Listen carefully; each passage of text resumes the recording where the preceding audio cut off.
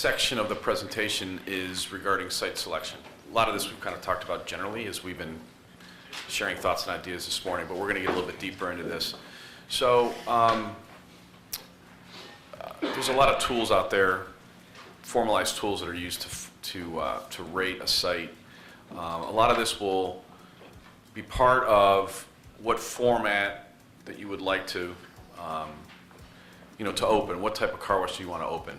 So, Jack made this comment earlier. You've heard it talked about in the room. Depending on what your goals are and objectives are relative to your car wash, the site selection will be a big part of that. For example, if you're looking to do a full serve, typically a full serve is going to thrive more in a more of a higher end demographic economically. You may need more space to fulfill that service, those types of things. So you need to understand what you're going to be getting into format-wise as you start to think about site selection. Okay, if you're looking at buying an existing location, you need to understand what format you want to do relative to the existing infrastructure that's there and how will all that work. Okay, it's very critical. Okay, understanding the area type.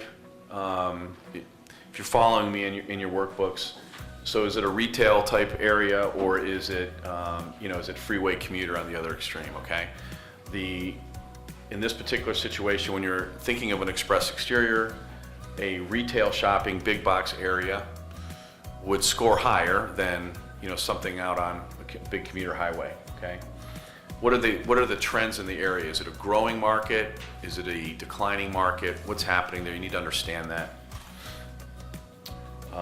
Age, something to understand. What's the average age in the area? Population density.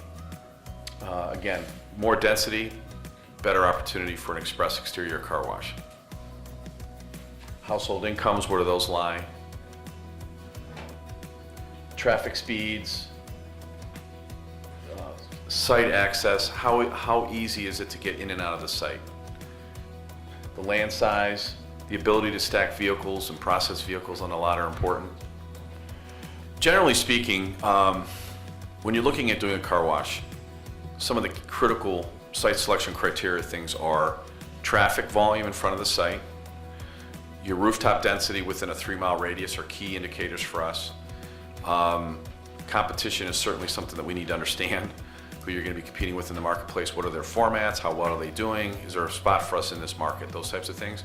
And then there's a bunch of other items that are as important, but you can adjust and work around. Egress, site flow, those types of things are part of your site plan that we'll get into in our next topic. Okay. The process itself, obviously, Vic said we need to determine the type of wash you want to utilize, but let's just assume we're doing an express exterior for this conversation. You're going to pick the area that you want to be in. Now you're going to have to understand those demographics that are key. So the traffic count, like they said, the 3-mile ring actually has changed a little bit to an 8-minute drive. So think about it more as, how far you can get in that drive time. Once you've identified, you want the rooftops and you want the retail, okay? The people doing things, not going places. Go out and look at them. You know how big the property is now. We use a rule of thumb I use a rule of thumb of 1.5 acres, okay? That I can get everything I know on 1.5 acres I can get done. That's not to say we go down as low as 0.7 of an acre. I mean, I've got one right now, we're doing it at 0.6. There are compromises always in car washing. There's always a compromise. Maybe we can only get an 80-foot tunnel on this site. But that doesn't mean this can't be a very, lucrative facility for you. 1.5 acres is typically the rule. When you're talking with your broker and you look at the demographics of it, a higher end customer is usually a better customer, more dollar per car over the lifetime of that vehicle.